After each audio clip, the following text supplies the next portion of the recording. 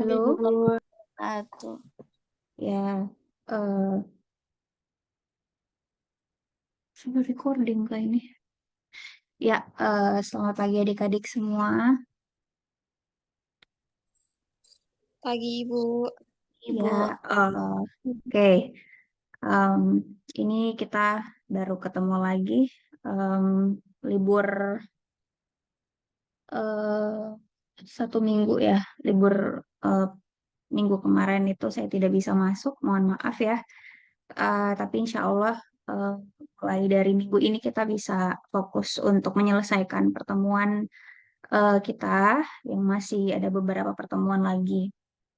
Ini saya baru pakai lagi Zoom meeting, jadi eh, semoga saja ini terrecord ya, dan nanti bisa saya upload lagi di YouTube untuk rekamannya.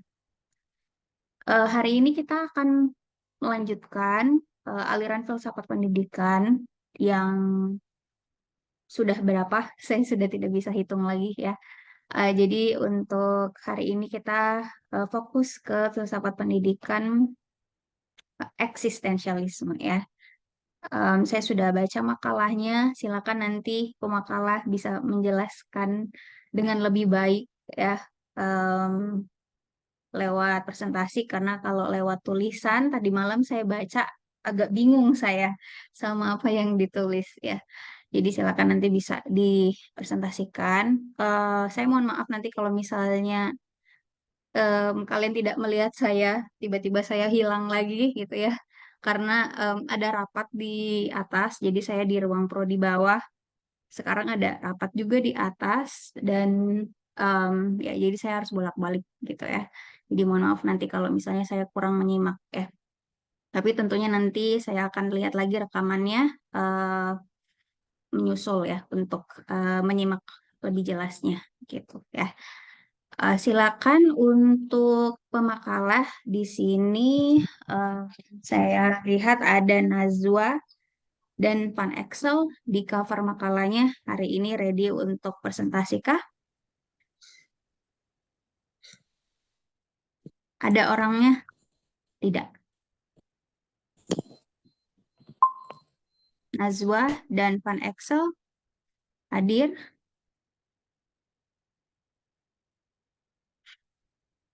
Boleh direspon pertanyaan saya apakah ready? Ya, sambil menunggu yang presenternya, saya mau bertanya dulu untuk moderator dan notulen hari ini dari kelompok lain, apakah sudah ada yang mau jadi moderator dan notulen?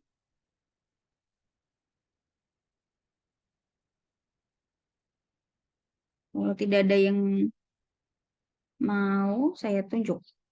Atau ada yang sudah ready? Ibu maaf, saya bisa jadi notulen. Oke, seada tuh. Notulennya sudah, moderatornya, moderator, hmm, Mutiara boleh jadi moderator. Mutiara hadir tidak?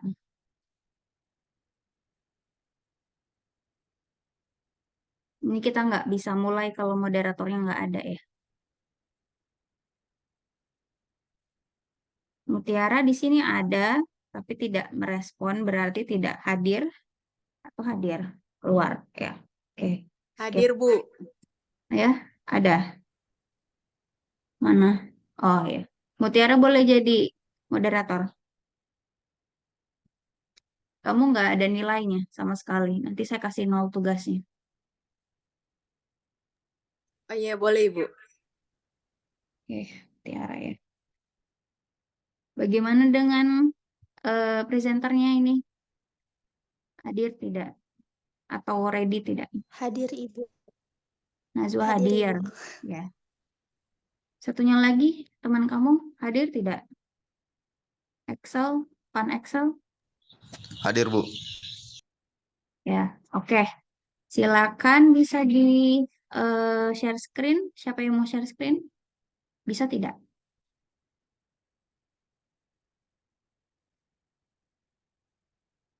Coba share screen. Saya sudah izinkan ini.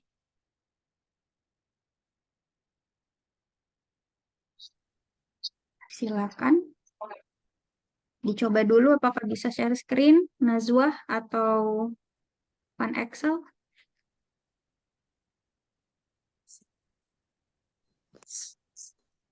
Iya, Ibu.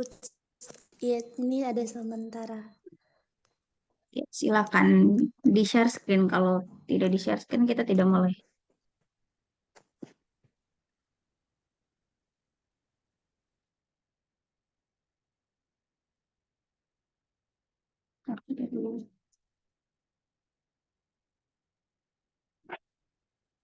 Ini ada yang numpang bareng-bareng. Siapa yang numpang? Satu akun 2 orang.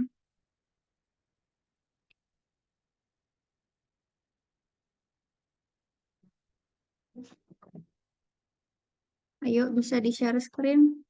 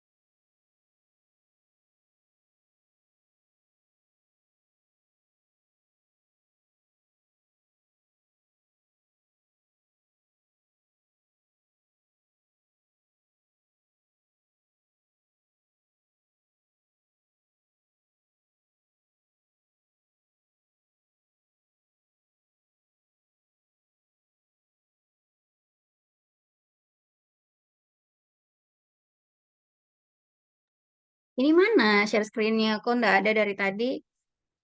Bisa tidak?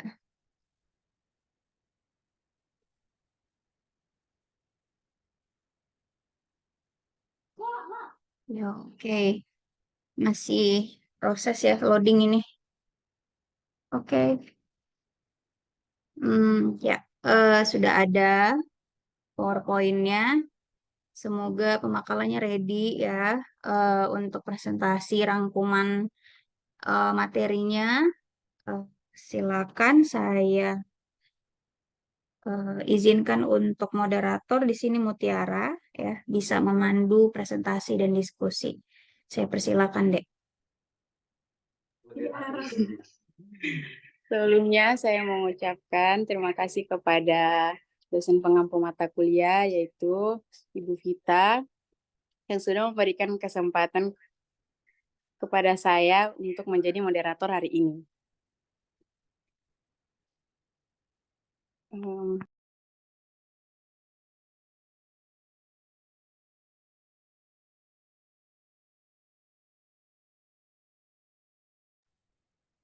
Oke, baik, hari ini ada kelompok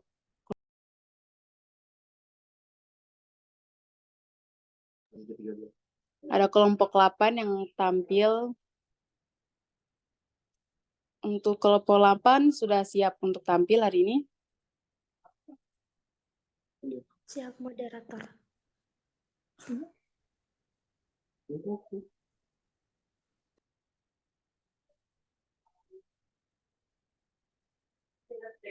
Untuk kelompok 8, Ya, siap, moderator.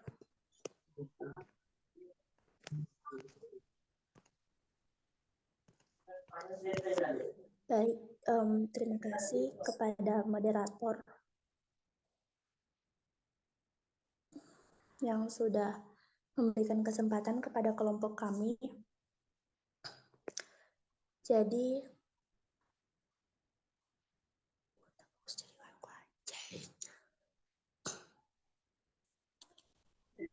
untuk kelompok 8 saya persilakan untuk presentasi hari ini.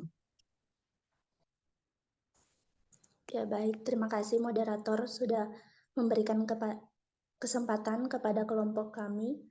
Jadi kelompok kami ini membahas tentang sistem filsafat pendidikan dalam aliran eksistensialisme. Boleh di next.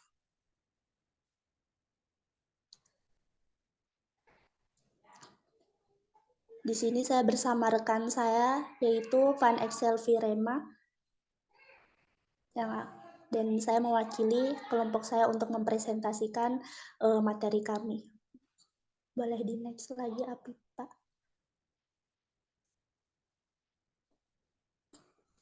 Pengertian filsafat pendidikan dalam aliran eksistensialisme. Nah, secara bahasa, esensi dari eksistensi yakni di luar atau eksternal. Sedangkan dalam kata arti internal, menempatkan secara filsafat yang berarti memberikan propaganda terhadap manusia serta intervensinya. Insan hasil karsa teologi yang sangat filosofis serta rasional di antara semua makhluk hidup, fauna, flora, dan alam irasional. Sebab itu, insan di dunia sangat heterogen, pluralis, multikulturalis, dan dengan adanya berbagai macam unsur di atas menyebabkan insan bereksperimen serta berambisi mengeksplorasi sumber daya ekologi dan sumber daya insan untuk mendominasi alam logika serta non-logika.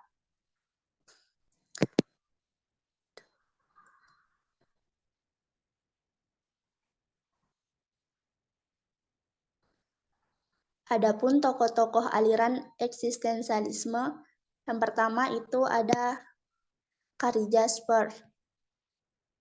Yang kedua ada Soren Abiye, Kierkegaard, dan yang ketiga ada Jean-Paul Sartre.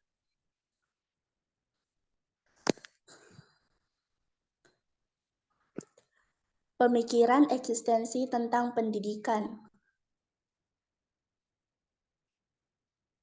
Manusia adalah pencipta esensi dirinya, misalnya dalam kelas guru sebagai fasilitator untuk membiarkan siswa berkembang menjadi dirinya, karena hakikat pendidikan menurut eksistensialisme dalam pendidikan adalah menghendaki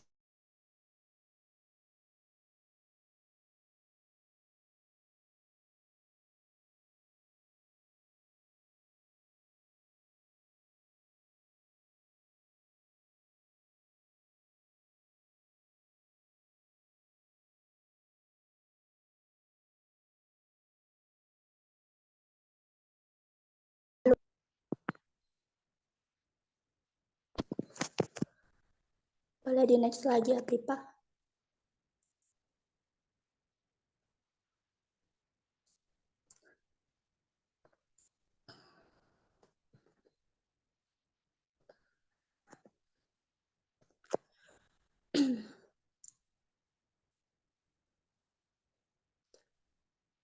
Selanjutnya ada latar belakang munculnya aliran eksistensialisme. Filosofi berbicara tentang kebenaran secara empiris dengan eksperimen, hipotesis, dan menemukan sebuah teori baru dalam konsep filsafat dibagi menjadi dua, yaitu berpikir kiri dan berpikir kanan. Indikasinya adalah jika berpikir kiri membahas tentang kosmologi, teologi, dan metafisika yang bersifat irasional, sedangkan berpikir kanan adalah berindikasi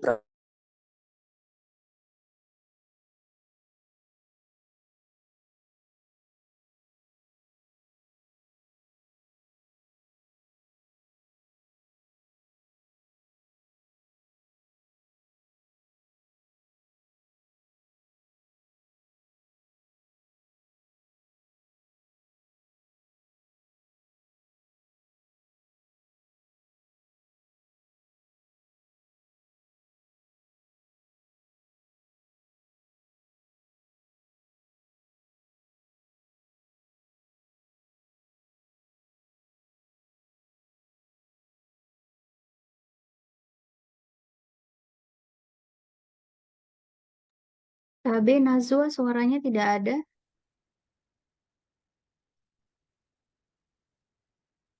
Moderator bagaimana? Apakah Najwa masih ada di sini di Zoom?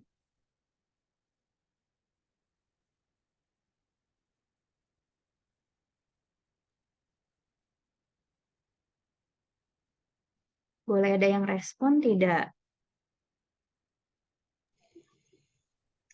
Kalau di sini Bu tidak ada lagi Nazwa Bu, saudari Nazwa. Oke, kalau tidak ada boleh diganti sama Van Excel. Bisa tidak menjelaskan?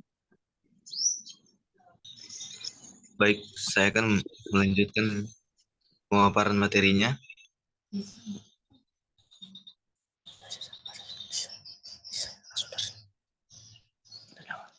Baik, saya akan melanjutkan.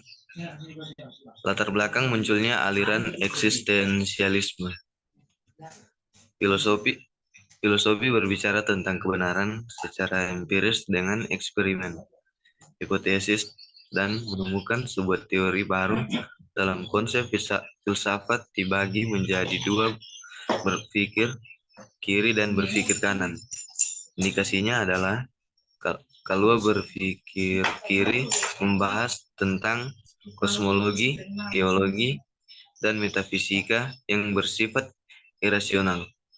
Kalau berpikir kanan adalah berindikasi problematika atau dialektika, rasionalitas, romantisme, naturalistik, feminisme, hermeneutik, positisme, postmodern, konstruktivisme, humanisme, materialisme, kolonialisme, imperialisme, kapitalisme, komunisme, sosialisme, feodalisme, ateisme, liberalisme, nasionalisme, metafisika, fenomenologi, aksiologi, mitologi, epistemologi, etnografi, teologi, kosmologi, rasionalisme, behavioristik, taksonom, analogi, dan historiografi. Next.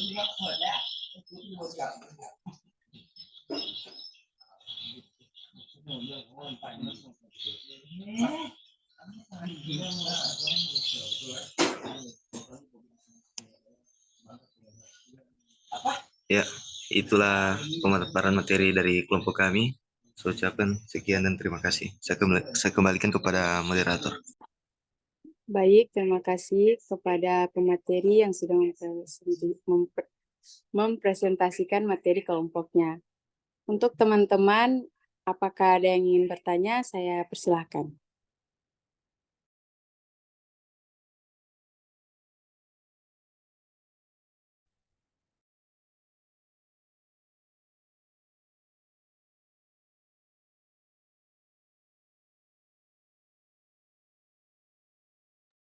Baik, di sini ada Nur Syafaat yang angkat tangan.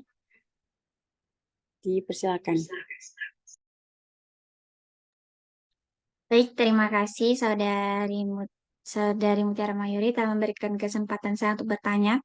Adapun pertanyaan saya seperti yang kita ketahui bahwa pada materi filsafat pendidikan ini kita mempelajari tentang aliran-aliran.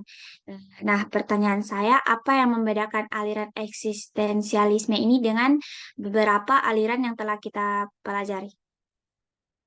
Sekian pertanyaan dari saya kembalikan kepada moderator. Baik, boleh dikirim di room chat pertanyaannya. Baik, moderator.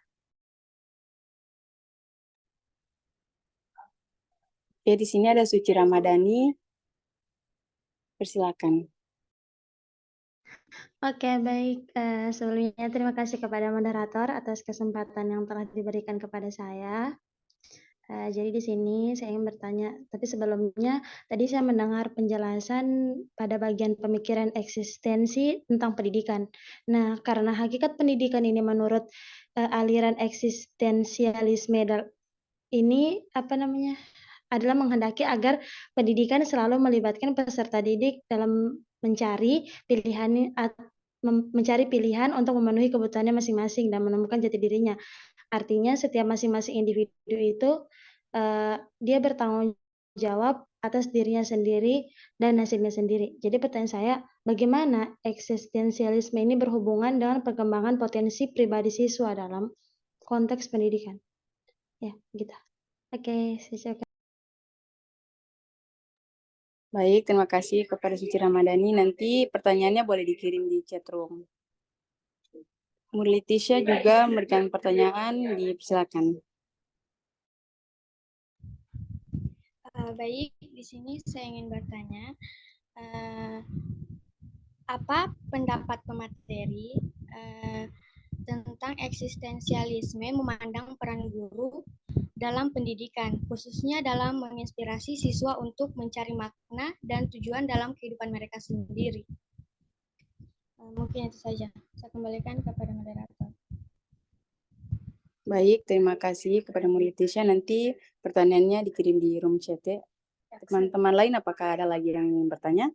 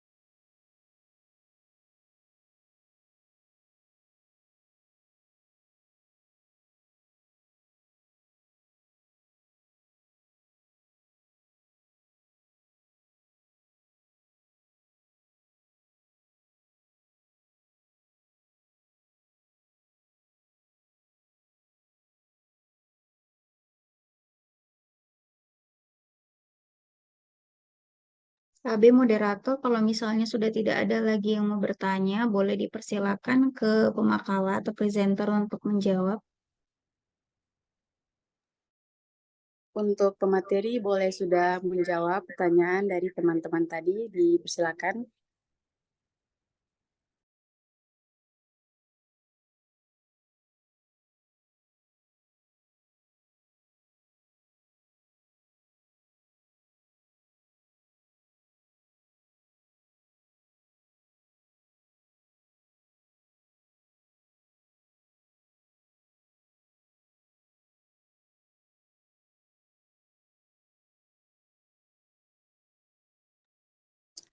Saya izin menjawab moderator. Ya, untuk Saudari Nazwa dipersilakan untuk menjawab. Jadi, saya ingin menjawab pertanyaan dari Saudari Suci Ramadhani, yang dimana pertanyaannya itu, bagaimana eksistensialisme berhubungan dengan pengembangan potensi pribadi siswa dalam konteks pendidikan. Jadi, eksistensialisme dalam konteks pendidikan memiliki esensi yang signifikan dalam pengembangan potensi pribadi siswa. Filsafat ini menekankan pentingnya individu dan kebebasannya untuk menciptakan makna dalam hidupnya sendiri. Dalam pendidikan, ini berarti memberikan kebebasan kepada siswa dalam memilih minat, tujuan, dan metode belajar mereka sendiri. Nah, guru dan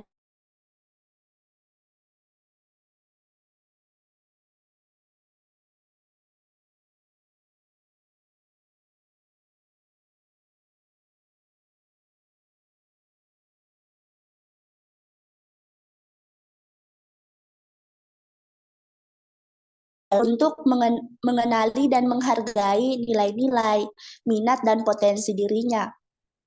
Nah, di sini guru juga berperan bahwa mereka itu dapat membantu siswa dalam mengembangkan keterampilan berpikir kritis dan reflektif, serta mendorong mereka untuk mengambil tanggung jawab atas proses pembelajaran mereka. Pengembangan potensi pribadi siswa dalam konteks eksistensialisme juga melibatkan pengembangan makna dan tujuan hidup. Dalam pendidikan, ini berarti membantu siswa untuk mengembangkan pemahaman mereka tentang tujuan hidup dan nilai-nilai yang penting bagi mereka. Nah, guru dapat membantu siswa menjelajahi pertanyaan-pertanyaan eksistensial seperti arti kehidupan, nilai-nilai moral, dan tujuan hidup mereka sendiri. Dalam perspektif eksistensialisme, proses belajar mengajar pengetahuan tidak ditumpahkan, melainkan ditawarkan untuk menjalin hubungan antara guru dengan siswa sebagai suatu dialog. Artinya, guru berperan melindungi dan memelihara kebebasan akademik. Aliran ini memandang tidak ada pemikiran yang intensif tentang metode, tetapi metode apapun yang dipakai harus merujuk pada cara unik untuk mencapai kebahagiaan dan karakter yang baik. Dalam artian itu, pembentukan sikap atau efektif. Terus dalam eksistensialisme dalam pendidikan fokus pada pengembangan potensi pribadi siswa melalui pengembangan kebebasan, pemberdayaan individu, pengembangan makna dan tujuan hidup, serta pengembangan keterampilan berpikir kritis dan reflektif. Guru dan lembaga pendidikan harus menciptakan lingkungan yang memungkinkan siswa untuk mengembangkan kebebasan dan otonomi mereka, serta membantu siswa mengembangkan pemahaman mereka tentang tujuan hidup dan nilai-nilai yang penting bagi mereka. Itu saja yang dapat saya berikan. Selebihnya saya kembalikan kepada moderator. Baik, terima kasih kepada Saudari Nazwa atas jawabannya. Selanjutnya, dari teman-teman yang di forum ini ada yang menambahkan jawaban dari Nazwa?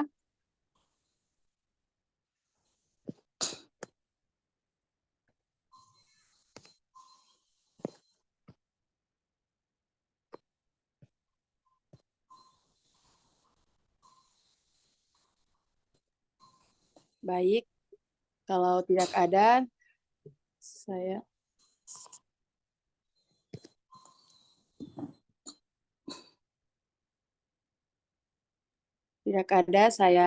lanjutkan kepada penanya, Suci Ramadhani. Apakah jawabannya sudah jelas? Oke, baik. Terima kasih atas kesempatan yang telah diberikan moderator. Kemudian saya juga ucapkan terima kasih banyak untuk Saudari Nazwa karena sudah menjawab pertanyaan dari saya. Jawabannya sangat saya terima. Di mana saya juga mengambil kesimpulan bahwa dalam konteks pendidikan, eksistensialisme ini dapat memberikan kontribusi yang signifikan dalam pengembangan potensi pribadi siswa. Yang di mana eksistensialisme ini memberikan pembebasan potensi, artinya menekankan pada kebebasan individu untuk menentukan jalan hidupnya sendiri dan menciptakan makna dalam kehidupannya. Dalam pendidikan, pendekatan eksistensialisme ini juga dapat menginspirasi siswa-siswa untuk menjelajahi minat, bakat, dan nilai-nilai mereka sendiri, di mana hal ini dapat membantu siswa mengembangkan potensi mereka secara pribadi dan mengarahkan mereka pada jalan yang sesuai dengan keunikan mereka. Kemudian juga eksistensialisme ini menekankan pada pencarian makna dan tujuan hidup setiap individu, di mana dalam pendidikan ini berarti membantu siswa menjalani proses refleksi untuk menemukan makna dan tujuannya dalam belajar. Di sini juga guru-guru berperan penting untuk membantu siswa menemukan tentang nilai-nilai mereka, kemudian minat mereka, dan bagaimana belajar dapat berkontribusi pada pencapaian tujuan hidup mereka. Jadi penting untuk dicatat bahwa walaupun pendekatan eksistensialisme ini dapat memberikan manfaat dalam pengembangan potensi pribadi siswa, hal ini tidak berarti bahwa pendekatan ini harus menjadi satu-satunya pendekatan dalam konteks pendidikan. Jadi mungkin itu saja yang bisa saya sampaikan. Saya ucapkan terima kasih banyak. Kurang dan lebih Mohon maaf, saya kembalikan kepada moderator. Baik, terima kasih kepada Saudari Suci Ramadhani atas kesimpulannya. Baik, saya serahkan kepada pemateri untuk menjawab pertanyaan selanjutnya.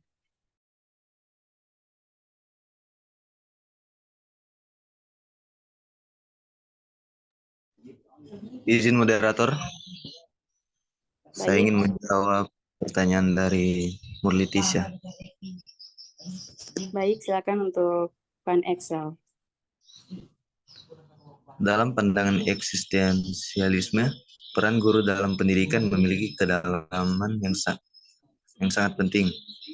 Guru tidak hanya berperan sebagai penyampai pengetahuan dan keterampilan, tetapi juga sebagai fasilitator untuk memotivasi dan menginspirasi siswa dalam pencarian makna dan tujuan dalam kehidupan mereka sendiri. Secara eksistensialisme, guru dianggap sebagai fitur yang memiliki tanggung jawab moral untuk membantu siswa memahami bahwa kehidupan mereka adalah produk dari pilihan dan tindakan mereka sendiri. Guru harus membantu siswa memahami bahwa mereka memiliki kebebasan untuk membuat pilihan dalam hidup mereka, dan bahwa pilihan-pilihan itu membentuk identitas dan makna dalam kehidupan mereka.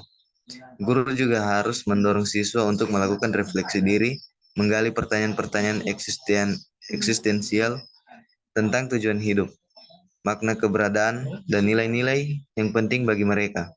Dengan memfasilitasi proses ini, guru membantu siswa mengembangkan kesadaran diri yang lebih dalam dan memahami bahwa pencarian makna adalah bagian alami dari pengalaman manusia.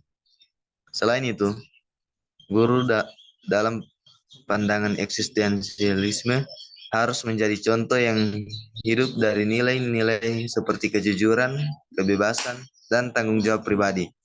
Dengan menjadi teladan bagi siswa, guru membantu mereka memahami bahwa makna dalam kehidupan tidak hanya ditemukan melalui kata-kata, tetapi juga melalui tindakan nyata dan hubungan antar pribadi.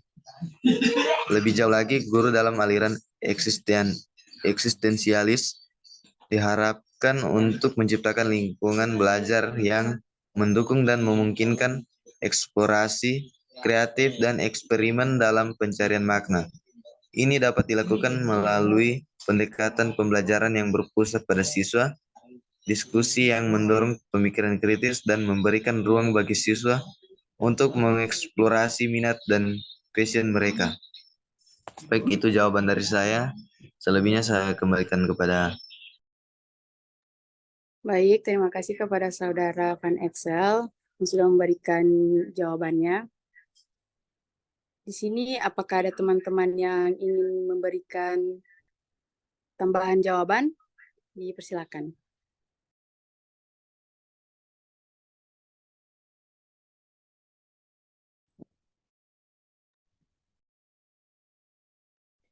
Izin moderator, saya ingin menambahkan jawaban dari Van Excel. Baik, untuk Alsa dipersilakan. Baik, terima kasih atas kesempatannya. Di sini saya akan menambahkan sedikit saja. Seperti yang dibilang dari saudara Van Excel tadi, yang dimana guru dianggap sebagai fasilitator. Nah, yang dimana membimbing siswa untuk menjelajahi kebebasan individu, tanggung jawab, dan pencarian makna dalam kondisi manusiawi yang penuh ketidakpastian. Mereka mendorong siswa untuk bertanya, merenung, dan menemukan makna hidup mereka sendiri, bukan sekadar menerima apa yang telah ditetapkan oleh masyarakat atau otoritas. Sekian tambahan jawaban dari saya kembalikan kepada moderator.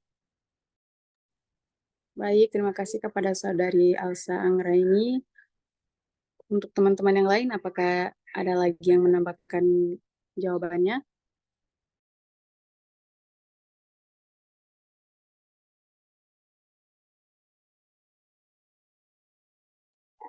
Baik, jika tidak ada, selanjutnya saya persilakan kepada pemateri untuk menjawab pertanyaan selanjutnya. Mohon maaf. Apakah Murlitisha sudah bisa menerima jawaban dari saudara XL dan saudari Alsa? Baik, terima kasih sebelumnya kepada moderator dan terima kasih juga kepada Van Excel dan Alsa Angga ini yang sudah menjawab pertanyaan saya. Dan di sini saya bisa menyimpulkan dari kedua jawaban itu, yang dimana dalam pandangan eksistensialisme,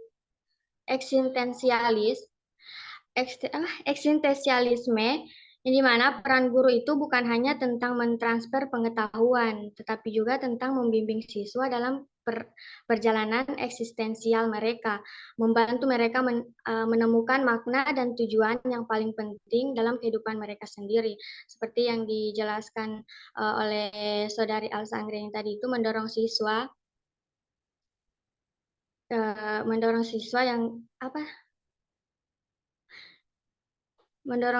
yang cenderung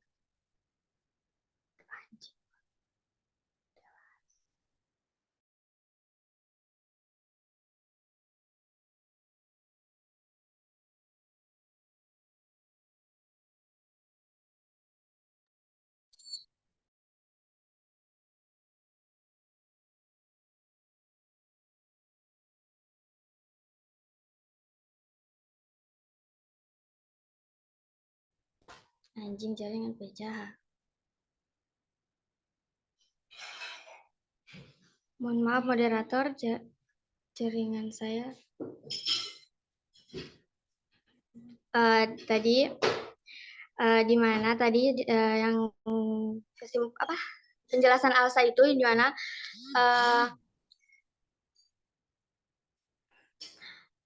yang saya dengar tadi itu mendorong siswa untuk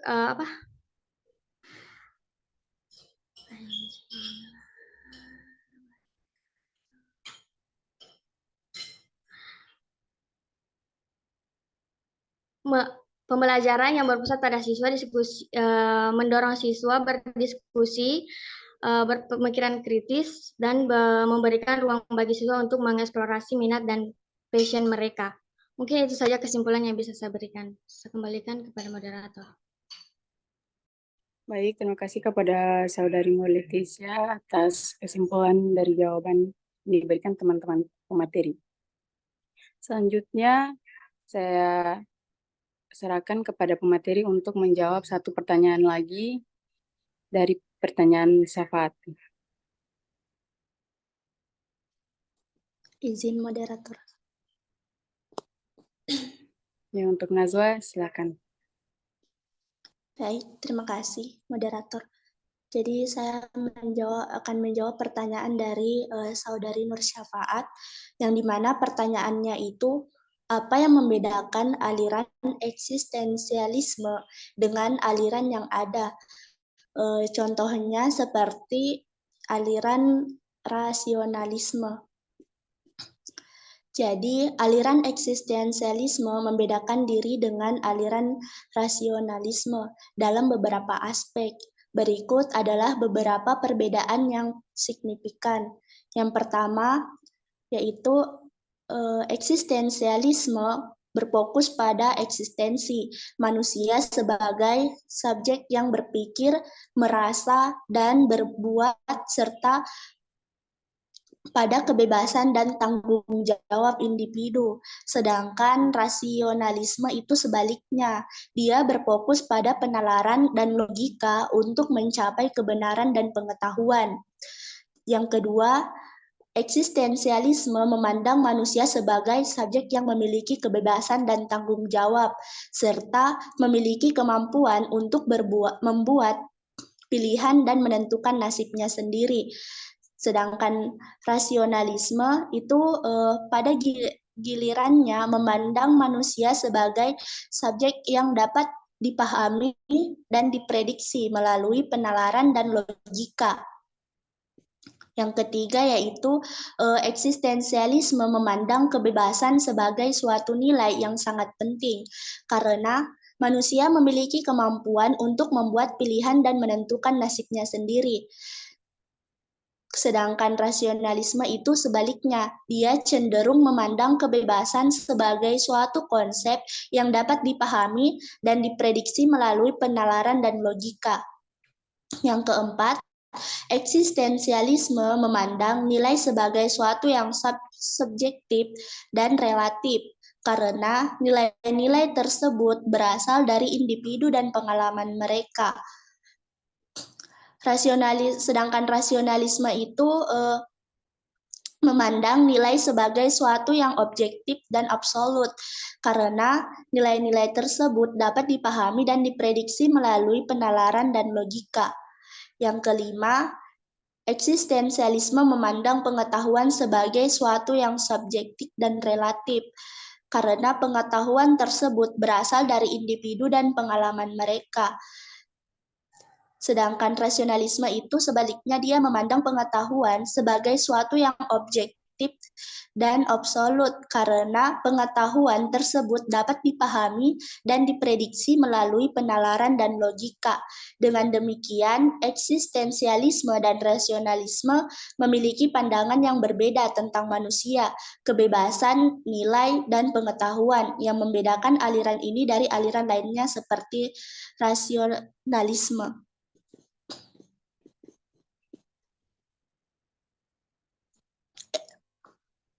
Jadi itu saja yang dapat saya jawab. Selebihnya saya kembalikan kepada moderator. Baik, terima kasih kepada saudari Nazwa telah menjawab pertanyaan dari Syafaat. Apakah ya, teman-teman yang ada di forum ini ingin mendapatkan jawaban dari pertanyaan dari Syafaat?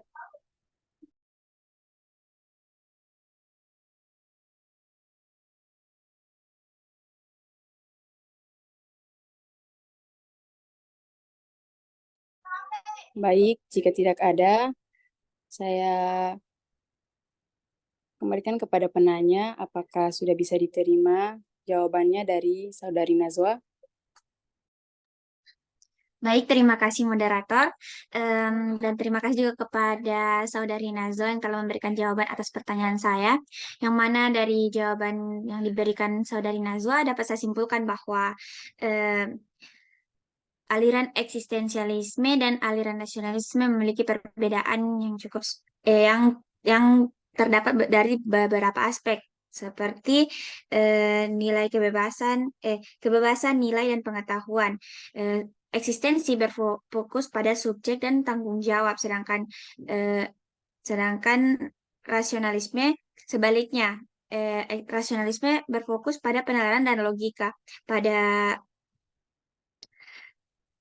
Pada segi kebebasan, rasionalisme cenderung memandang kebebasan penalaran dan logika, dan nilai berdasarkan nilai pada eksistensialisme memandang berdasarkan pada pengalaman.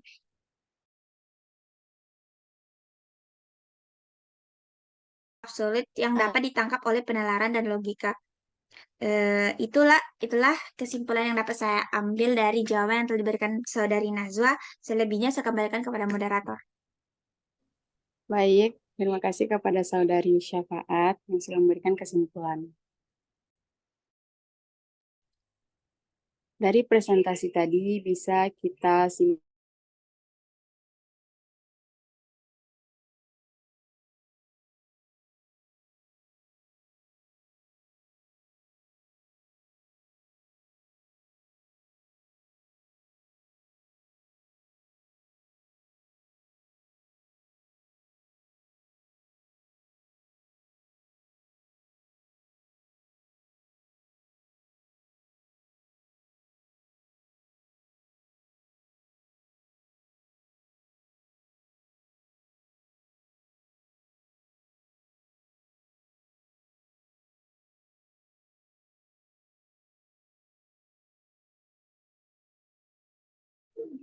mohon maaf ada gangguan jaringan tadi. Baik, saya akan menutup presentasi hari ini. Dari presentasi tadi bisa saya simpulkan bahwa banyak sekali manusia yang terjerumus ke dalam jurang kesehatan karena mengikuti pikiran setan. Kalau kejahatan dan keburukan merupakan simbol eksistensinya, setan dengan segala wujud pikirannya, maka seluruh tragedi di dunia ini banyak menimbulkan penderitaan dan kesengsaraan sebagai hasil ulah manusia adalah wujud dari kekuatan pengaruh. Implikasi pendidikan pada filsafat eksistensialisme terhadap tujuan pendidikan adalah mendorong individu mengembangkan potensi masing-masing untuk mencari jati dirinya. Selain itu juga filsafat eksistensi dalam pendidikan bertujuan untuk mengembangkan kesadaran individu, memberikan kesempatan bebas, memiliki etika, dan bertanggung jawab sendiri. Itulah kesimpulan yang bisa saya ambil dari presentasi tadi, dengan harapan apa yang kelompok pemateri tadi sampaikan kepada teman-teman bisa memahami dengan baik. Dan terima kasih kepada teman-teman atas partisipasinya. Semoga kita bertemu di presentasi selanjutnya. Sekian presentasi hari ini. Mohon maaf jika ada kekurangan dan kesalahan. Saya akhiri. Assalamualaikum warahmatullahi wabarakatuh. Waalaikumsalam. Waalaikumsalam warahmatullahi wabarakatuh. Saya Oke. kembalikan kepada Ibu.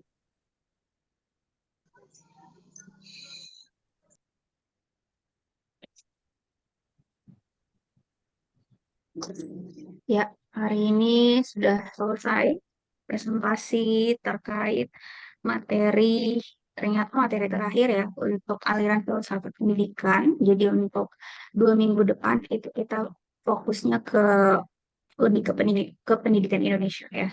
Jadi saya baru lihat lagi timeline materinya ya. Hari ini kita terakhir membahas macam-macam aliran filsafat pendidikan ya.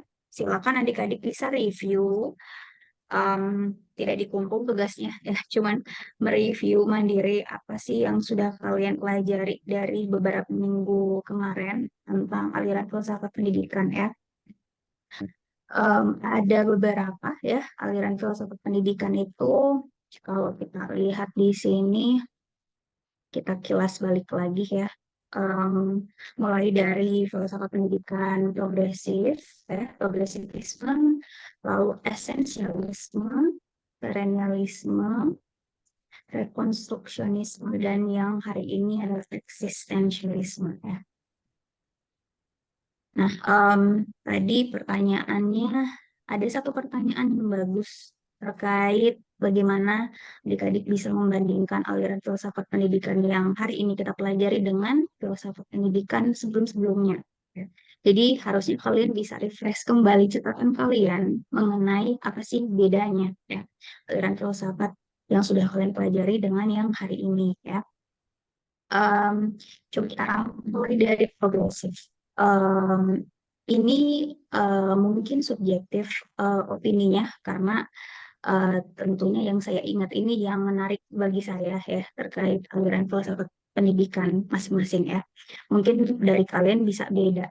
Ada yang mungkin sedikit berbeda ataupun sama ya. Nah, kalau aliran filsafat pendidikan progresif itu kan membahas mengenai bagaimana pendidikan itu harus bisa terus berubah ya, atau bisa adaptif terhadap era ya, atau terhadap lingkungan, atau terhadap apa sih yang didimenkan atau yang dibutuhkan di lingkungan saat ini atau di era saat ini itu apa gitu ya. Jadi makanya metode belajarnya itu bisa saja bermacam-macam dan cenderung lebih fleksibel ya. Dan yang aktif di sini siswa tentunya ya, dan bersama-sama guru gitu ya. Di kelas itu bisa merancang proses belajarnya itu lebih fun kalau menurut saya progresif ini ya. Nah, kalau esensialisme tadi saya kurang menyimak pertanyaannya, apakah ada di sini yang bertanya bedanya esensialisme? Tidak ada ya, cuma secara umum saja. Kalau esensialisme dengan eksistensialisme itu mereka kayak dua kutub berlawanan, karena kalau esensi itu lebih berfokus ke internal state atau bagian di dalam diri gitu ya, esensi gitu, isinya ya. Sementara kalau eksistensi gitu ya, artinya keberadaan atau wujud ya. Jadi kalau esensialisme itu di filsafat pendidikan, pendidikannya mungkin lebih cenderung melihat apa sih isi dari pendidikan tersebut yang penting gitu. Jadi yang penting-pentingnya itu apa? Kalau di sini kita lihat salah satunya adalah informasi yang inti ya, atau informasi yang penting itu apa yang dipelajari oleh siswa ya. Kemudian metode belajarnya itu lebih ke guru gitu ya, yang aktif, sementara siswanya yang cenderung menerima metode belajar dari guru tersebut ya. Nah, lalu yang ketiga itu perennialisme. Perennialisme ini lebih menekankan pada nilai-nilai zaman dulu ya, atau kebudayaan atau warisan yang turun-temurun itu masih tetap dipakai sampai sekarang gitu ya. Jadi filsafat pendidikannya, mungkin implementasi pendidikannya juga cenderung pembelajarannya itu lebih pembelajaran moral atau pembentukan karakter gitu ya. Metode belajarnya juga hampir mirip dengan esensialisme, jadi guru yang lebih banyak aktif di kelas. Nah, ini yang mungkin 2 minggu kemarin kita belajar, yaitu rekonstruksionisme ya. Rekonstruksionisme itu merekonstruksi ya, atau membangun kembali konstruksi yang sudah ada gitu ya. Jadi pendidikannya itu hampir mirip dengan progresif, tapi bedanya kalau rekonstruksionisme ini tuh mungkin melihat misalnya ada sesuatu dari pendidikan yang lama itu yang berubah, harusnya berubah gitu, atau mungkin tidak relevan, itu bisa uh, apa ya, diupdate gitu ya, rekonstruksionisme ini. Nah, yang hari ini eksistensialisme itu saya sudah share materinya di Google Classroom, jadi bisa lihat walaupun memang materinya itu basisnya bahasa Inggris ya. Jadi ada 2 website yang sebenarnya sama websitenya gitu ya, dari BINUS. Hanya saja yang pertama ini, yang ini ya, yang ini itu tahun 2020, dan yang satunya lagi itu update-annya ya. Sebenarnya mudah kita pahami mengenai eksistensialisme ini, bahwa tadi kalau eksistensialisme itu yang belum ke pendidikan ya, tapi masih di definisinya ya. Eksistensialisme itu tadi yang pertama kali didahulukan adalah keberadaan gitu, atau wujud ya, atau fisiknya. Sementara kalau esensi itu yang diutamakan adalah isinya gitu ya. Jadi bedanya kalau eksistensialisme dengan esensialisme itu gitu ya. Eksistensialisme itu kita melihat bahwa kebenaran itu sesuatu yang subjektif tadi, karena setiap dari kita individu itu punya persepsi tentang lingkungannya masing-masing gitu. Jadi kalau bisa dianalogikan itu, ketika setiap dari kita itu ya melihat sesuatu objek atau benda, itu bisa saja maknanya beda gitu benda itu. Nah, walaupun benda itu sama gitu. Misalnya kalau saya menunjuk ini pulpen adik-adik coba lihat pulpen. Nah, terus ketika kalian melihat ini pulpen, mungkin memori kalian dengan pulpen ini bisa beda-beda gitu. Mungkin ada memori yang terbangun dari kalian melihat pulpen ini gitu. Walaupun bendanya pulpen gitu ya. Jadi akhirnya eksistensialisme itu memang melihat keluar, tetapi hasil dari lingkungan yang di luar itu sebenarnya berhubungan dengan yang ada di dalam gitu. Jadi kayak siklik gitu, kayak apa ya? Kalau panah itu atau ada tanda panah dari mana ke mana itu kayak terus menerus gitu terjadi dari luar ke dalam, keluar ke dalam, keluar ke dalam gitu karena tadi benda itu di luar gitu ya, lingkungan itu di luar, tapi persepsi kita terhadap lingkungan itu dipengaruhi oleh pikiran kita gitu. Dan pikiran kita itu dipengaruhi oleh pengalaman kita zaman dulu gitu atau dipengaruhi oleh memori kita zaman dulu dan memori itu berasal dari mana? Dari pengalaman zaman dulu gitu. Jadi pengalaman itu kan dari luar juga gitu. Jadi seolah-olah tanda panahnya itu tidak berhenti hanya dari luar saja gitu ya. Jadi seperti itu. Nah, eksistensialisme uh, itu tadi definisinya ya. Kita melihat bahwa yang didahulukan itu adalah keberadaan ya, baru esensinya gitu. Nah, akhirnya pendidikan eksistensialisme itu melihat bahwa em, keberadaan ya dan peran individu itu sangat vital. Jadi kalau esensialisme itu tadi seolah-olah melihat bahwa filsafat pendidikannya itu melihat sesuatu itu yang pentingnya itu yang dipelajari. Jadi ada hal umum atau nilai-nilai umum yang harus dikuasai oleh siswa gitu, ya. Tapi sementara kalau eksistensialisme itu melihat ke keunikan siswanya dulu gitu. Ke keunikan siswanya dulu ya. Jadi siswanya itu harus tahu dulu dirinya ya. Jadi harus menonjolkan keindividualitasannya dulu gitu ya, di mana siswa itu harus bisa memahami gitu ya pikiran dia, perasaan dia, kemudian nilai-nilai yang individual itu gitu ya. Dan setiap dari siswa itu kan beda-beda ya. Tadi berangkat dari pengalaman yang berbeda, kemudian bisa juga nanti akan eh, menunjukkan ketertarikan yang berbeda juga gitu, interest yang berbeda. Nah, jadi siswanya diminta untuk belajar dirinya sendiri dulu ya dengan bantuan guru gitu. Jadi gurunya di sini harus tahu siswanya ya.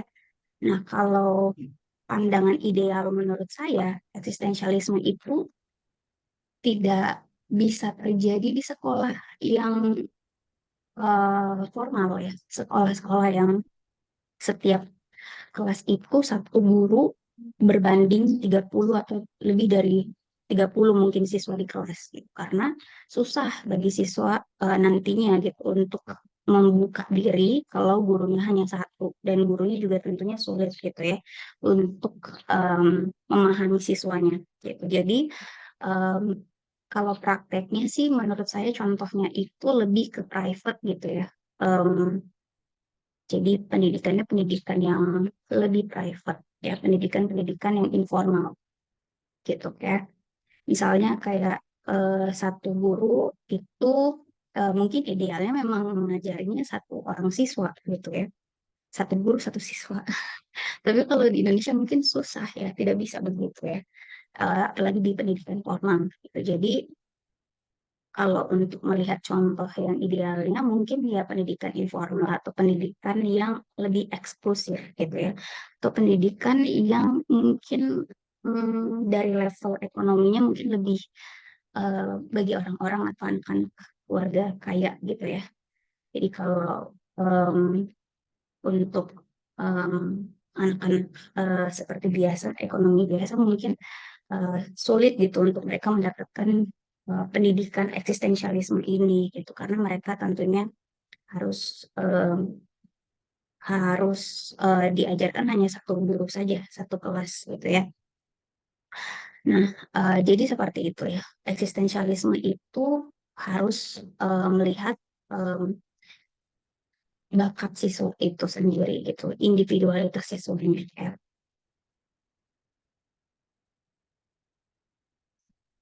Jadi yang aktif sebenarnya kalau menurut saya sih siswa ya, tetapi dilihat lagi dari tingkatan usianya gitu ya. Jadi kalau misalnya untuk anak-anak sekolah dasar atau anak-anak masih yang belia gitu ya, itu sangat butuh dukungan atau support yang lebih banyak dari guru. Jadi yang lebih banyak aktif sebenarnya gurunya. Tapi nanti ketika siswanya itu sudah mulai dewasa gitu ya, kalau kita asosiasikan misalnya sekolah menengah pertama ataupun menengah atas, nah ini baru siswanya yang lebih aktif gitu. Karena makin mereka itu dewasa, tentunya mereka kalau menggunakan filsafat pendidikan ini dari awal, mereka tuh sudah tahu gitu dari kecil itu mereka itu interestnya apa gitu. Kemudian kelemahannya apa sih, kekurangan mereka itu apa, kelebihan mereka itu apa gitu ya. Jadi mereka udah tahu diri mereka sedini mungkin dan nanti ketika mereka sudah lanjut ke pendidikan menengah ataupun lanjutan itu mereka sudah tahu gitu mereka itu mau em, mengikuti pendidikan yang seperti apa gitu ya. Nah, tokoh pendidikan kalau untuk eksistensialisme itu ada satu di sini di website ini yaitu Paul Sartre ya. Jadi Paul Sartre ini tokoh dari eksistensialisme ya. Nah, yang bisa dilihat juga bahwa beliau mengatakan bahwa kalau eksistensialisme itu em, ada dua sisi yang apa ya, yang harus dipahami oleh setiap siswa atau setiap individu manusia bahwa ketika mereka melihat ke dalam, ternyata mereka tuh punya hak gitu ya, atau punya freedom. Tapi ternyata setelah mereka tahu bahwa mereka punya hak gitu atau kemerdekaan gitu ya, kemerdekaan itu atau hak itu juga berdampingan dengan tanggung jawab mereka gitu. Jadi apa yang mereka pilih itu harusnya kalau untuk di filsafat pendidikan ini itu em, dibebaskan gitu. Mereka mau memilih misalnya belajar apa atau apa yang mereka misalnya mau lakukan untuk dewasa nanti gitu. Entah mungkin pekerjaan atau profesinya apa dan nanti mereka bisa memilih misalnya mata pelajaran apa yang mereka mau pelajari gitu untuk mensupport profesi mereka nantinya.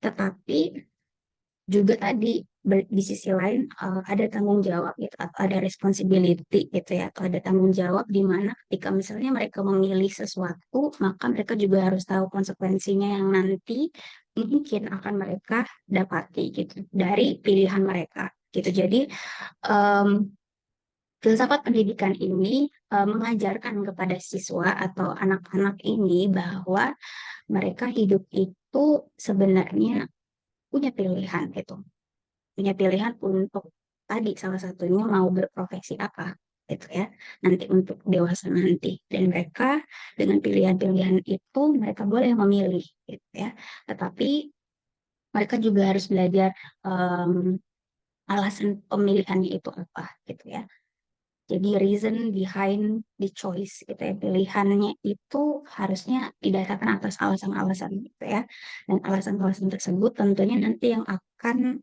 eh, menuntun mereka gitu ya ke jalur karir mereka nanti gitu ya.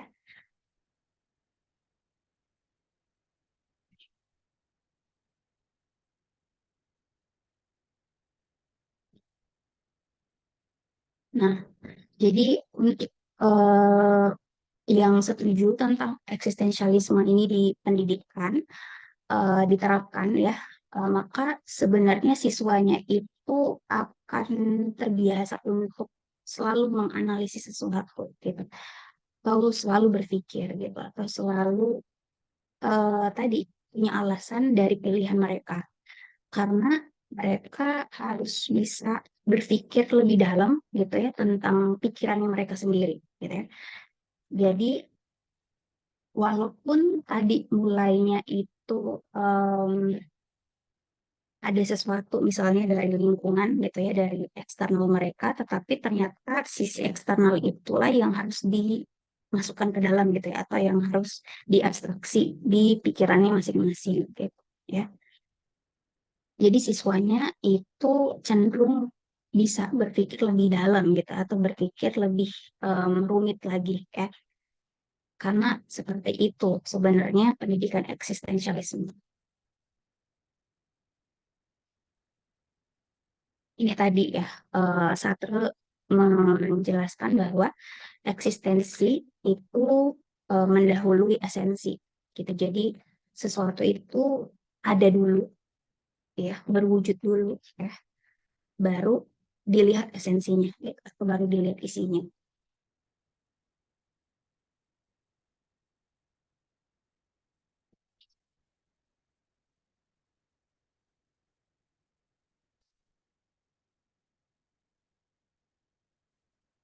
Ini juga ya, jadi pendidikan eksistensialisme itu menekankan tadi pada individualitas, kemudian setiap dari siswa itu bukan hanya bisa mengenali minat mereka atau bakat mereka, tetapi juga mereka bisa mengenali ketakutan mereka gitu ya, atau kelemahan mereka, kegalauan mereka. Itu jadi dua sisi ya, baik buruk itu mereka tahu gitu ya, di diri mereka itu apa aja.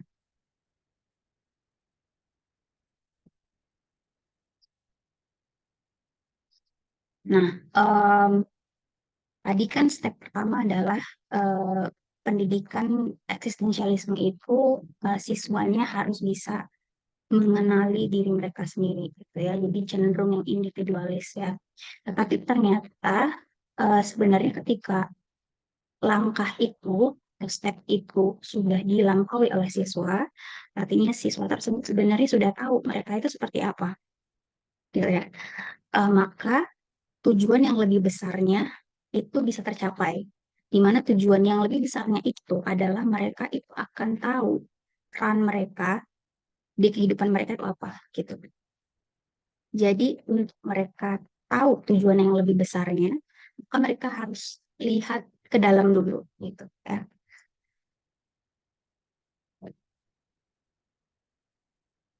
Nah ini untuk eksistensialis itu tidak ada siswa yang mirip gitu sama sekali, sama persis itu nggak ada ya. Jadi setiap dari siswa mungkin mereka kembar pun gitu ya, pastinya harus ada perbedaan. Tentunya pasti ada perbedaan atau keunikan yang pastinya ada gitu di diri siswa tersebut gitu. Jadi untuk eksistensialis ini menganggap bahwa setiap dari siswa itu punya keunikan masing-masing.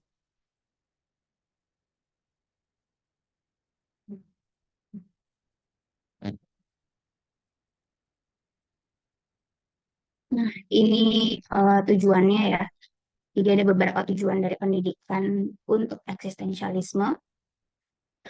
eh, Lebih melihat keunikan individunya gitu ya. Jadi individunya itu tahu bahwa mereka itu bisa apa gitu. Dan ketika mereka tahu bahwa mereka berbeda dengan teman-temannya, maka itu bukan sesuatu yang salah gitu. Ya, jadi keberagaman itu hal yang benar ya. Jadi kalau misalnya seragam itu malah eksistensialisme itu tidak terlalu menyetujui itu gitu ya. Jadi keberagaman itulah yang sebenarnya yang ditonjolkan gitu ya. Nah, kemudian ketika siswa itu tahu diri mereka sendiri, maka siswa itu sebenarnya bisa jadi orang yang komplit gitu atau orang yang ya lengkap gitu, paket lengkap. Ada kebaikannya, ada keburukannya, ada kelemahannya, ada kekurangannya gitu ya. Jadi lengkap. Menjadi manusia yang manusia gitu ya. Menjadi manusia yang manusiawi begini. Ya. Kemudian mereka juga akhirnya bisa punya pilihan yang terbaik yang mereka bisa pilih gitu karena pilihan-pilihan tersebut tentunya akan mereka uh, pertimbangkan gitu. Jadi tidak asal memilih. Dan tentunya yang lebih tujuan yang lebih besar adalah mereka bisa diarahkan atau terarah ke kehidupan yang bagus gitu ya. Jadi mulai dari mereka memahami diri mereka sendiri, kemudian tentunya nanti ketika mereka memahami diri mereka sendiri, mereka tahu gitu seperti apa sih caranya mereka belajar gitu kan. Dan dari situ mereka bisa eh, dari keterbatasan mereka, tentunya mereka akan bisa membuat strategi gitu, belajar yang seperti apa sih menurut saya ini gitu.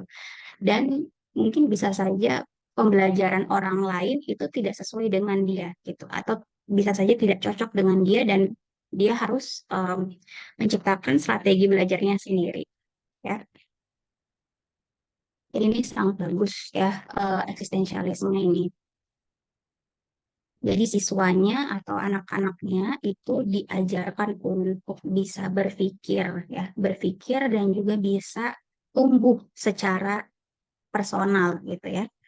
Jadi dia bisa tumbuh secara personal atau pribadinya, kemudian dari situ dia tahu bahwa saya ini bisa mengambil peran apa di masyarakat gitu ya. Jadi belum tentu yang mainstream itu yang cocok untuk dia. Bisa saja sesuatu yang belum terjadi atau belum ada itu bisa dia tunjukkan dari diri dia sendiri, kemudian nanti bisa jadi sesuatu yang baru gitu ya di eranya dia nanti gitu ya. Jadi bisa saja memberikan kayak mungkin lapangan pekerjaan baru, jenis pekerjaan baru gitu ya, atau karir yang berbeda dengan karir-karir yang sudah ada. Jadi itu ya eksistensialisme. Jadi tadi kalau misalnya gurunya itu tidak memahami seperti apa itu eksistensialisme, tentunya akan sangat sayang atau sangat terbuang gitu ya waktu si siswanya untuk belajar dengan guru tersebut gitu. Ya. Em, Kalau kita pakai pendidikan eksistensialisme di Indonesia untuk era sekarang, apalagi kalau di pendidikan formal, tentunya itu tidak bisa ya, tidak bisa efektif ya, karena tadi ya untuk si guru itu bisa dekat dengan siswa butuh waktu gitu ya dan butuh em, fokus gitu ya. Nah, sementara kalau di sekolah itu kan ada banyak sekali siswa yang harus diperhatikan gitu ya. Jadi, kalaupun diterapkan, maka tidak bisa di sekolah formal ya, maka bisa diterapkan tapi untuk di pendidikan yang non formal gitu atau informal ya. Nah, em, makanya kalau menurut saya, kalaupun misalnya siswa tersebut tetap eh, bersekolah di pendidikan formal ya, yang bisa dipakai atau yang bisa jadi celah ya sehingga siswanya itu bisa belajar gitu ya sesuai dengan filsafat pendidikan eksistensialisme ini adalah dari peran orang tua kalau menurut saya gitu ya. Jadi orang tua itu kan yang melahirkan anak tersebut gitu ya. Dan tentunya ada kedekatan batin ya. Walaupun misalnya orang tua tersebut belum belajar seperti apa sih filsafat eksistensialisme ini gitu ya. Tapi karena sudah ada bonding secara biologinya gitu ya, maka sebenarnya akan sangat mudah orang tua itu bisa jadi guru gitu ya di rumah ya. Jadi si orang tua tersebut tentunya harus merelakan waktu gitu ya untuk bisa mendidik anak-anaknya. Jadi tidak hanya dititipkan saja pendidikan itu di sekolah, tetapi juga ketika dia pulang ke rumah, anak-anak tersebut juga sebenarnya bisa mendapatkan pendidikan yang lebih intensif lagi gitu ya di rumahnya gitu. Jadi setelah si orang tua itu punya waktu gitu ya, mau gitu ya untuk mendidik anaknya dengan tadi melihat ke dalam diri si anak tersebut gitu ya. Jadi bukan hanya didikte terus menerus kamu tuh harus begini begini begini begini gitu ya. Uh, Maka orang tua coba sebenarnya untuk belajar juga dari anaknya. Jadi anak-anaknya itu diajak untuk berdiskusi gitu, diajak untuk menjawab mungkin pertanyaan-pertanyaan seputar sepele ya, pertanyaan-pertanyaan kamu di sekolah ngapain aja, apa yang fun di sana gitu, kamu belajar apa di kelas, apa yang membuat kamu tertarik gitu dan lain-lain gitu. Jadi pertanyaan-pertanyaan mungkin mulai dari pertanyaan yang sangat mudah bisa dijawab oleh anak-anak gitu ya. Kemudian setelah si anak tersebut percaya gitu ya, atau misalnya dia sudah dekat dengan orang tua, maka orang tua sudah bisa mungkin melatih gitu ya si anak-anaknya ini untuk lebih berpikir abstrak gitu, atau berpikir mungkin dengan memberikan pertanyaan yang lebih rumit gitu, atau pertanyaan-pertanyaan yang abstrak ya. Jadi seperti itu. Tapi tadi kalau misalnya fortunately gitu ya, bagi siswa atau anak-anak yang dia itu keluarganya punya ekonomi lebih di atas gitu ya, dan punya akses pendidikan di luar dari pendidikan formalnya gitu ya. Jadi si orang tua bisa memberikan pendidikan tambahan gitu ya. Jadi bisa saja meng-hire guru-guru yang profesional ya, secara pribadi atau privat gitu, untuk didatangkan ke rumah gitu ya. Dan sebenarnya setelah itu orang tua nggak lepas tangan juga gitu. Jadi orang tua juga bisa sambil belajar juga dari guru tersebut gitu ya. Nah, seperti itu. Itu contohnya ya, contoh seperti apa sih kalau filsafat pendidikan eksistensialisme itu ada gitu ya. Tapi tentunya kalau di Indonesia itu pastinya tidak efektif tadi ya, dengan keterbatasan tadi. Jadi seperti itu untuk kemudahan saya terkait eksistensialisme. Semoga bisa dipahami adik-adik apa sih keunikan dari filsafat pendidikan ini gitu ya. Tentunya mungkin pasti ada kekurangan ya. Misalnya kekurangannya tadi adalah bahwa em, tidak ada gitu misalnya sistem pendidikan secara nasional em, menggunakan filsafat pendidikan eksistensialisme ini gitu, sehingga ya tadi siswanya balik lagi gitu ya, harus memahami sebanyak materi yang sudah diwajibkan gitu ya, tergantung dari tingkatan pendidikannya itu gitu. Tapi sebenarnya tadi ketika kita tahu celah-celahnya tadi, kita sebenarnya bisa menerapkan itu gitu, walaupun tadi tidak di praktek eh, pendidikan yang lebih luas ya, atau yang terbuka, tapi yang lebih eksklusif tadi, entah dari orang tuanya yang mau gitu ya, atau dari misalnya em, ya tadi orang tuanya mau sendiri belajar, atau orang tuanya yang meng-hire guru-guru yang profesional tersebut gitu ya. Jadi seperti itu ya untuk tambahan saya. Semoga bisa dibeda-bedakan ya antara aliran filsafat pendidikan sebelum-sebelumnya.